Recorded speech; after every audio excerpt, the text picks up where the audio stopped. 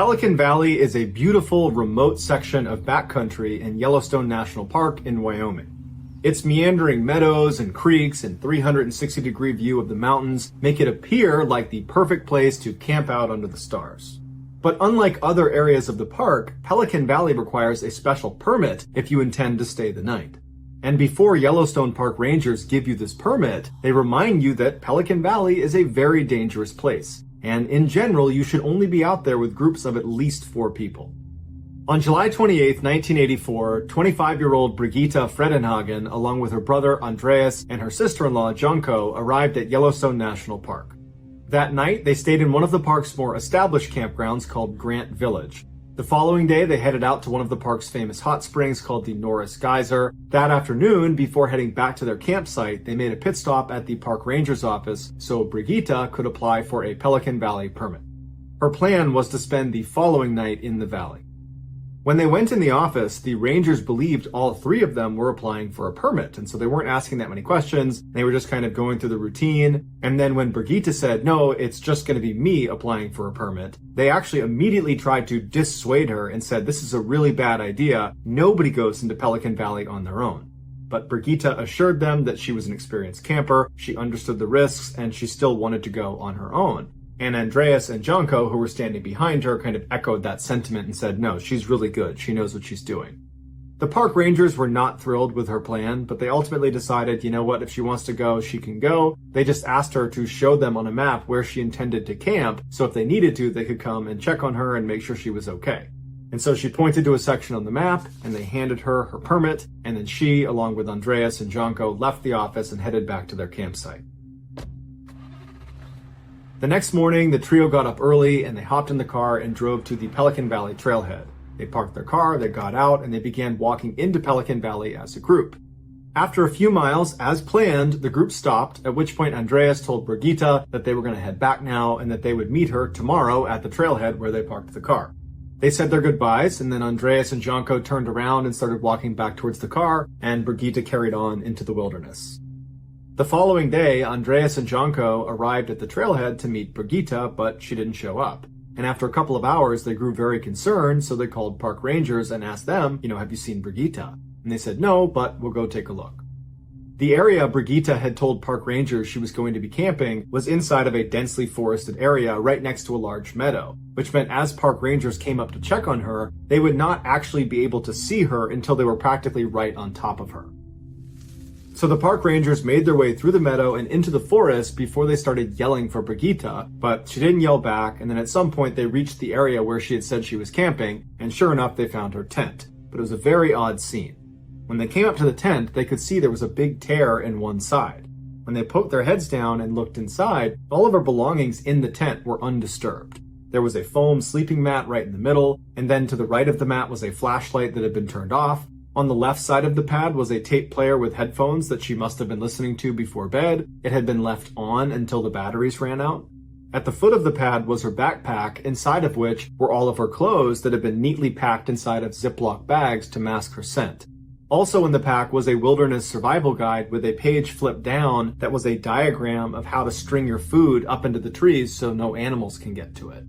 The rangers looked around the backside of the tent about 2 meters away, and they found her sleeping bag perfectly flat on the ground as if it had been laid out to dry in the sun. But upon closer inspection, they found it had 2 puncture marks, one that was up near the neck of the bag and the other that was near the torso, but there was no blood on the bag.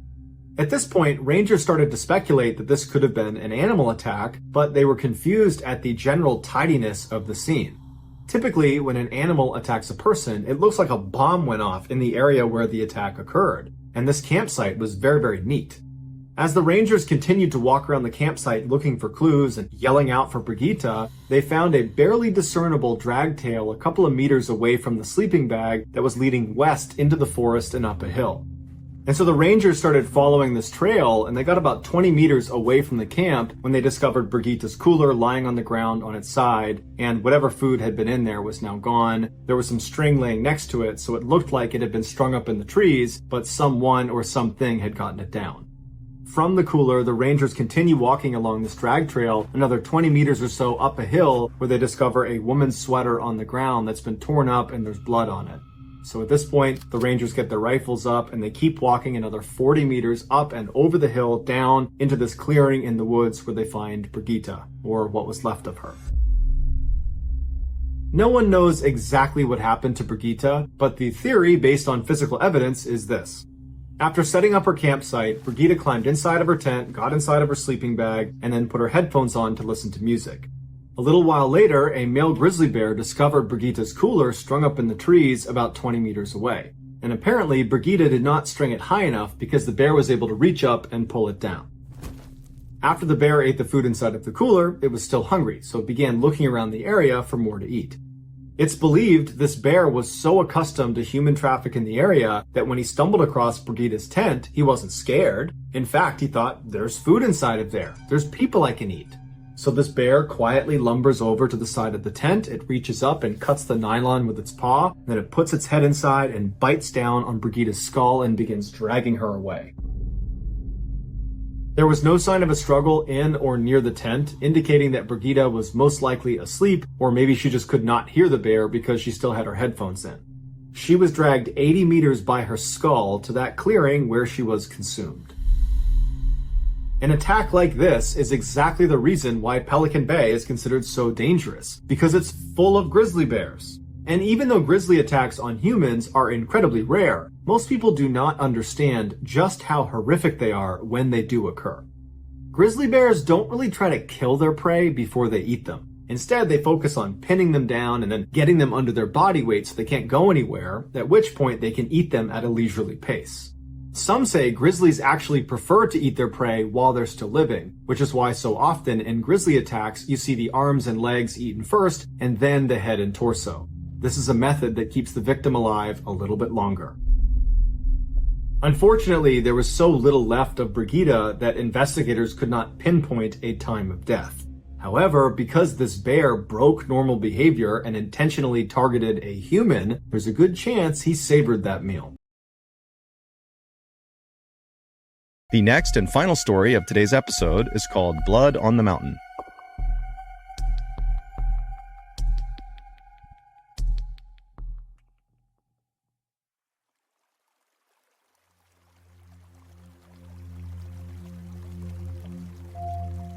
On the afternoon of May 6th, 2008, a 54-year-old man called Ricky Williams stood on the riverbank casting out his line into the waters of Dismal Creek in western Virginia. Ricky was hoping to get lucky and catch some trout, but he'd been out here fishing for 30 minutes so far, and there were no bites. Normally, Ricky wouldn't care, because he loved just fishing for hours and hours at a time. But today, he and his dog, who was right with him, were really hungry, because they'd been out in these woods camping for several weeks now, and their food supply was finally dwindling down to the end. And so if they didn't catch any fish today, they might not eat. Now, for context, where Ricky was fishing, Dismal Creek, despite its bleak name, it was actually a beautiful, secluded spot on top of a mountain that was on the Appalachian Trail. The Appalachian Trail is a very famous 2,200-mile-long trail that runs up and down the east coast of the United States. And why that is relevant is because there's this special code for people that hike on the Appalachian Trail. And the code, which all hikers know, is basically if you come across another hiker on the Appalachian Trail, it is your responsibility to help them if they need help. And it is their responsibility to help you if you need help. So it's this community of hikers that are always looking to help each other. And so Ricky was very aware of this code on the Appalachian Trail, and he was secretly hoping, as he cast his line over and over again and didn't get any bites, that a hiker or a group of hikers might come by this area, and maybe they would see him and come down and learn that he needed food, and they might just give him some of their food. But another half hour passed and no hikers came by, and still Ricky could not catch any fish. But then suddenly, Ricky's dog, who was right next to him, began to whine and kind of began shifting around like it was sensing a predator in the area or something. But as Ricky was trying to calm his dog down, he began to hear a voice in the woods right behind him. Somebody was moving towards him. And when Ricky heard this voice, on the one hand, he was pretty excited because maybe this is a hiker who can give him some food. But on the other hand, Ricky couldn't help but feel really uneasy. Now, you need to understand that Ricky was an older guy, he was kind of frail, and over the past few weeks that he'd been camping with his dog, as his food supply had run down, he had become skinnier and skinnier and skinnier, and so he really did not pose any sort of threat to anybody. He's like this weak older man. Now, generally speaking, the Appalachian Trail was a very safe place. But over the last few decades, there had actually been several murders that took place on the Appalachian Trail. And in fact, one of those killings took place less than 2 miles away from where Ricky was fishing with his dog. And in that double homicide, a very well-known killer named Randall Lee Smith had stabbed and shot to death 2 hikers. And so while Ricky was really looking for help from fellow hikers, at the same time, he couldn't help but feel somewhat apprehensive. Because again, Ricky was like this small, frail guy, and Ricky was well aware of these murders, and he was well aware of the fact that he was super close to one of the murder sites. And so Ricky was totally on edge as he's listening to this male voice get closer and closer, and then finally, this man in his early 30s steps out from the tree line, and he looks over and he sees Ricky, and for a second, the 2 men just kind of look at each other, but then this guy just grinned at Ricky and said, "Hey, how you doing?" And immediately Ricky felt relieved because he could tell just from looking at this guy that very likely he was not a threat. The man introduced himself as Scott Johnston, and he told Ricky he was actually camping in the area with a friend of his, and they were out here fishing, just like Ricky. And Ricky pretty much immediately said, "Oh, great, nice to meet you. Do you have any food for me?" And Scott was like, "Absolutely." And he dug into his bag that he had with him, and he pulled out a couple energy bars and a bag of chips, and he threw them over to Ricky. And he also gave some fresh bait to Ricky, so he too could cast out again. And for the next couple of hours, Scott and Ricky just stood on the riverbank and fished together. And after a while, the trout did start biting, and they did start catching fish, so the day kind of turned into a great outing for Ricky. And it got even better, because as soon as the men were done fishing, Scott asked Ricky if he wanted to join him and his friend back up at the campsite for dinner. And remember, Ricky had no food, so this was an amazing invitation, and he said, "Yes, of course, I'd love to join you." So the 2 men packed up their stuff right as the sun was going down, and then they began walking back into the forest where Scott had emerged from. And as they were walking, Scott's fishing pole got tangled on a low-hanging branch, and he was really struggling to get it out of the tree. And so finally, he just told Ricky to, go on ahead, my campsite's right up there, it's a straight shot, just go up the hill, and you'll see it. Ricky asked Scott if he was sure, and Scott said, "No, it's totally fine, go ahead." So Ricky said, "Okay," and he walked the rest of the way up the hill, and then when he walked out of the tree line into the clearing where Scott's campsite was, immediately what Ricky noticed was this enormous man who was like twice the size of Scott, and so 4 times the size of Ricky, kind of hunched over the campfire. And this huge man, who presumably was Scott's friend, he heard Ricky walk into the circle, and remember, it's nighttime and they're kind of in the middle of nowhere, and so this guy, he turns his head around and sees this strange man just standing there, and Scott's nowhere to be found, and so this guy, he grabs a club, like a piece of wood, and he looks at Ricky kind of menacingly, like, "What are you doing here?" And Ricky, who was so caught off guard by just how big this guy was, he put his hands up and he said, "I'm so sorry, Scott sent me up here. I don't know if this is the right site, I'm sorry." But just at that moment, Scott had finished untangling his fishing line, and he came out of the tree line, and he patted Ricky on the back, and he said, "Oh, you've already met my friend Sean." And as soon as he said that, Sean looked like he basically let his guard down. He put the wood down, and he stopped glaring directly at Ricky. But Ricky felt like Sean was not happy that Ricky was in his campsite, even though clearly Scott is the reason that Ricky is in this campsite. And so Ricky just felt really uncomfortable, and at the same time, Scott is ushering Ricky closer to the campfire to take a seat next to Sean. Sean's a great cook, he'll cook up this fish for us, it's gonna be great, take a seat. Ricky felt kind of annoyed that Scott was really forcing him to stay, but Ricky didn't want to be rude and just kind of abruptly leave, so he did take a seat next to Sean, who definitely was not excited to be sitting next to Ricky, and Ricky just kind of sat there waiting to see what would happen next.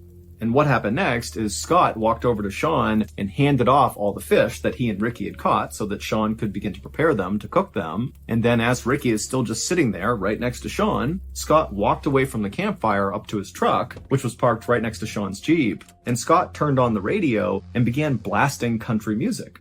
And when Ricky heard this music, he kind of winced because to him, part of the reason the outdoors, the Appalachian Trail, being out in nature, part of the reason it was so wonderful was for the peace and quiet. And so it felt kind of like borderline disrespectful to be out in the middle of this beautiful place, blaring country music. And so to Ricky, he just couldn't help but feel like there's something off about these two guys. They just seem really disrespectful and kind of pushy and maybe aggressive. And so Ricky is just not happy. But again, Ricky didn't say anything and didn't attempt to leave because again, he's really hungry and so is his dog and he needs to eat that fish. A moment later, Scott walked back from the truck and took a seat next to Sean, and then he, along with Sean, pulled out their knives and began deboning the fish. And as they were doing this, Ricky again is just kind of sitting there doing nothing, and so he kind of meagerly asked, hey, can you give me a knife and I'll clean a fish? But Sean and Scott kind of waved him off and said, don't worry, we got this. And so Ricky just continued to sit there nervously, as all he could watch was the flashing of the light bouncing off their blades. But eventually, Scott and Sean finished deboning all the fish, and they put their knives away, and at that point, they began cooking the fish over the open flame. And suddenly for Ricky, it felt like, the mood had shifted a little bit. At least now, the two men were not fiddling around with weapons. It felt kind of safe again. And so Ricky began making some small talk in hopes that would kind of, settle his nerves. And so Ricky told the two men about how much he loved the Appalachian Trail and how he came out here all the time for weeks at a time with his dog. And Ricky would tell the men that, sometimes he felt more at home out in the wild than he did at home. It was almost like being out in nature was a religious experience for Ricky. And he would even tell Sean and Scott that sometimes when he was out in nature, he would meditate and pray and even do some chanting like part of a ritual. I mean, he was really trying to be in tune with Mother Nature. But as Ricky continued to tell Sean and Scott about his personal life, he noticed the two men were definitely paying attention and kind of nodding along at appropriate points in the story. But at the same time, Ricky felt like these two men were also kind of looking at him like Ricky was kind of weird. As if they were not prepared to come out and say it, but after hearing all these things about his life, it was like, what's going on with this guy? And so Ricky suddenly felt really embarrassed about being so open with these two guys who once again just seem like they don't quite like him or even really want him here. But luckily, right at that moment, the fish were done, and so the men just sat there in silence and wolfed down the food. By the time they finished, right about 8 p.m., it was very dark outside, and Ricky at this point is just ready to go. He just felt so uneasy here. And so after putting down his plate and his silverware and saying thank you to Sean and Scott for their hospitality, he quickly got up and grabbed his dog, and he began walking into the woods towards his campsite. But after Ricky and his dog had walked maybe 10 or 15 feet away from this campsite, two things happened in rapid succession. Number one, Ricky suddenly stopped and turned around and looked back at the campsite.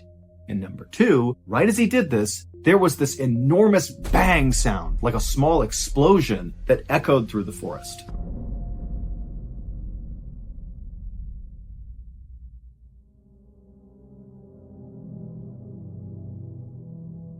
About 30 minutes later, and about 4 miles away from where Ricky and Sean and Scott had been, there were these two women who were in their house eating dinner when they heard this sudden frantic knocking on their front door. Now, these women live in a very isolated part of the country, and so the women were very concerned. One of them rushed over to the phone just to be ready to call the police, while the other very carefully made their way towards the front of the house, and they kind of peered out the window, but they couldn't see anything outside. It was too dark. And so they went to their door, which was still getting pounded on by whoever was out there. And the woman, she unlocked the door and she opened it just a crack. And what she saw nearly made her faint. There was a man standing on her porch who was absolutely covered in blood, as if he had been fully submerged in a tank of blood. I mean, he is all red. And the man had his hand over his neck. And the woman who opened the door, she looked at him and she saw that there was this rhythmic pulsing of blood pumping out of his neck that was in time with his heart. This man is clearly bleeding to death.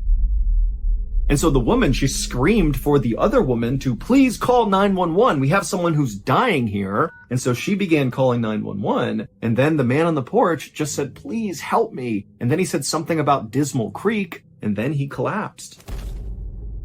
And this was so shocking for the woman who had opened the door that she just stood there staring, having no idea what to do. But then she happened to look up and she noticed there was a Jeep that was idling out on the road in front of her house that she hadn't even registered until now. And so either this guy got dropped off or he drove that Jeep.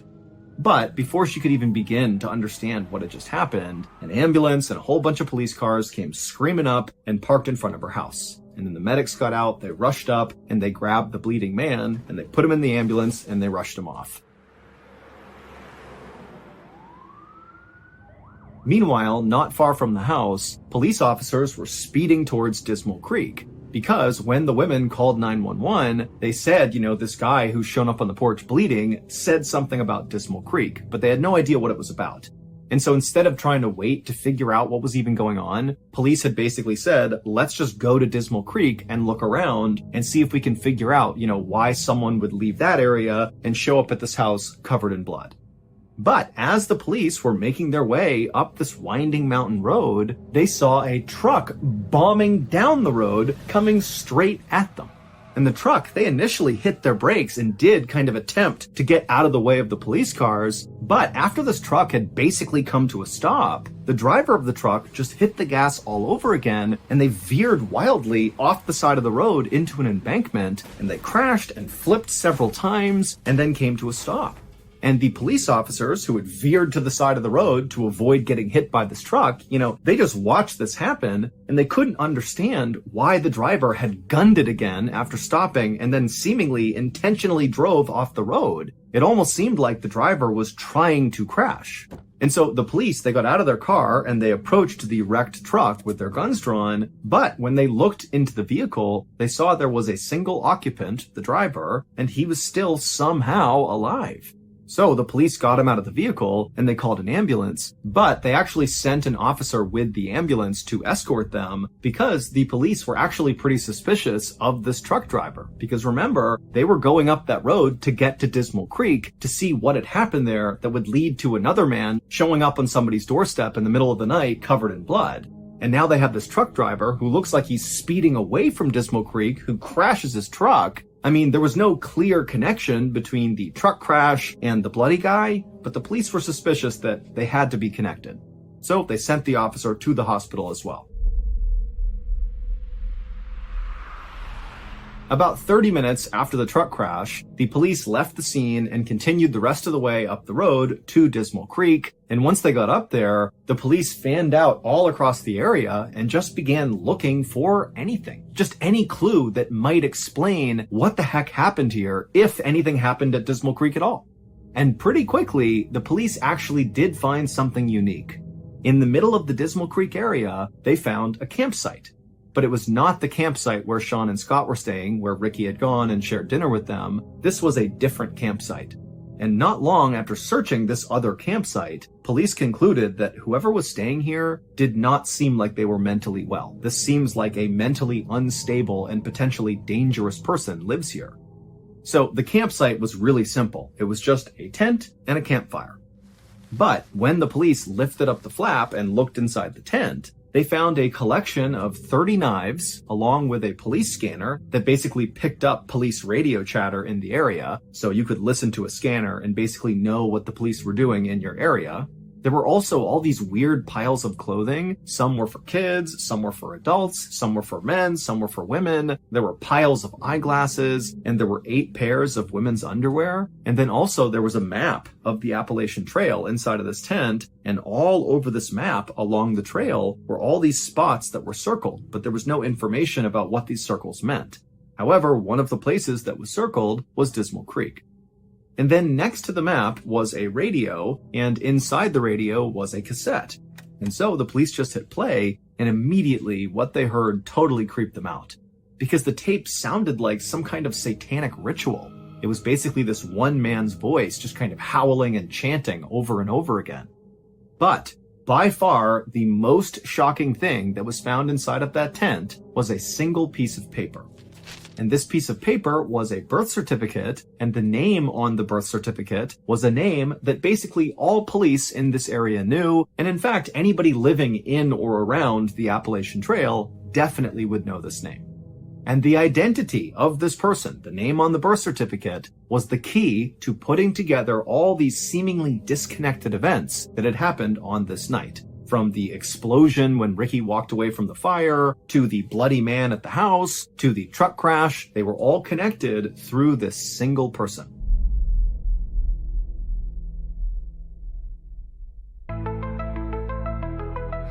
Moonlight through the trees, silent breeze that sings to me. Echoes in the dark, chasing shadows from my heart. Stars that gently fall, mystery in their silent call. Nights embrace so deep, hold my thoughts as I fall asleep.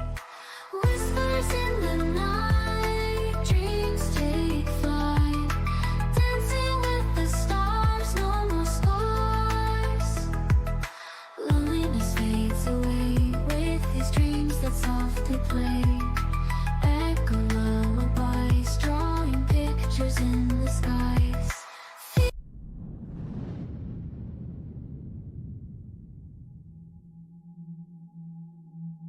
A few hours earlier, after Ricky had gotten up and walked away from Sean and Scott's campsite, and then after barely making it onto the trail, he had turned around and there was that loud explosion. Well, at that point in the story, Ricky, who's now looking back at the campsite and looking at Sean and Scott, he can see that the two of them, they've heard the sound too, and they were now staring at each other with looks of absolute shock and terror on their faces.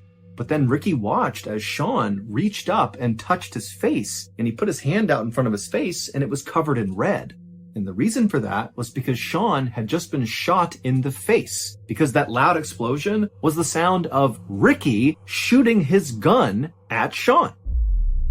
And as Sean and Scott stood there staring at each other in absolute disbelief, Ricky, who's still in the tree line, ran towards the fire and just kept on shooting. And so Sean at this point, as he sees Ricky coming into the campsite, he stands up and kind of staggers back and falls on the ground. But Scott, who's not hurt at this point, he just gets up and starts running away from the campsite. And Ricky turns his attention towards Scott and he shoots at him and he hits him straight in the neck and also in the back. But somehow Scott just kept on running despite these horrible wounds. And so Ricky watched as Scott disappeared into the woods. And then Ricky turned back to Sean, who's laying on the ground and can't go anywhere. He's been shot in the face. And Ricky just casually raised his gun and shot Sean right in the chest. But amazingly, Sean, after getting shot the second time, it created what must have been the most extreme adrenaline rush ever, because he jumped up to his feet and right in front of his attacker, he just turned and sprinted to his Jeep. He hopped inside, fired it up, and just sped away as fast as he could.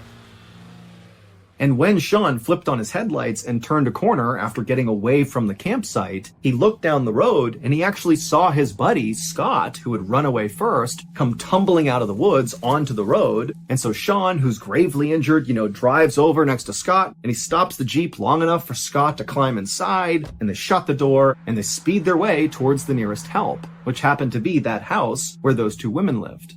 And so it was Scott, who looked like he was drenched in blood, who knocked on the women's door. Sean was down in the Jeep out on the road, but he was just too weak to get out and come up to the door as well. But when the ambulance and police arrived, they would find not only Scott up on the porch, but also Sean in the Jeep, and both men would be taken to the hospital via helicopter. And then as for the man who was driving the truck down the road away from Dismal Creek, who then crashed right in front of the police, well, the driver of that truck was Ricky Williams. However, that was not his real name. There was no Ricky Williams. That was the name he just used. His real name, which was on the birth certificate that police found in that other campsite inside of the tent, was Randall Lee Smith. The same infamous Randall Lee Smith who had murdered those two hikers not far from Dismal Creek. That double homicide had happened in 1981, and Randall was caught and convicted. But he was paroled 15 years later in 1996 for good behavior. And for 10 years after that, Randall lived with his mother and he wore this electronic bracelet and, he followed the rules. But by 2008, his electronic bracelet had came off, and even though Randall had attempted to continue living with his mother, it just wasn't tenable, he didn't have enough money, and so ultimately he packed up his things, grabbed his dog, and moved out onto the Appalachian Trail.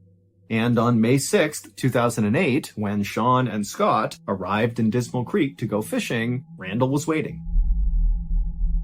Nobody has any idea why Randall murdered those two hikers back in 1981, or why he targeted Sean and Scott in 2008. All we know is that Randall Lee Smith was very mentally unwell and very likely viewed the Appalachian Trail as like his sacred place. This is his home. This is the place he loves more than anything. And so maybe, he felt like Sean and Scott had somehow disrespected the Appalachian Trail, and that was enough to attack them. Now, we know Sean and Scott did not do anything intentionally disrespectful to Randall because, amazingly, Sean and Scott survived this attack. And they would say that when they saw Randall, they just felt bad for him. They thought he was like this alcoholic drifter who didn't have a home of his own, and so he was just living out in the woods on the Appalachian Trail. And so they didn't judge him. Instead, they really did just want to give him some food and spend some time with him and make him feel human again. That was it. And because Randall appeared to be this kind of small, older man, Sean and Scott, who were, very big and imposing, they didn't feel threatened by this guy. As for that bizarre other campsite that police found up around Dismal Creek, the one that contained all those knives and the birth certificate, well, obviously, that was Randall's campsite.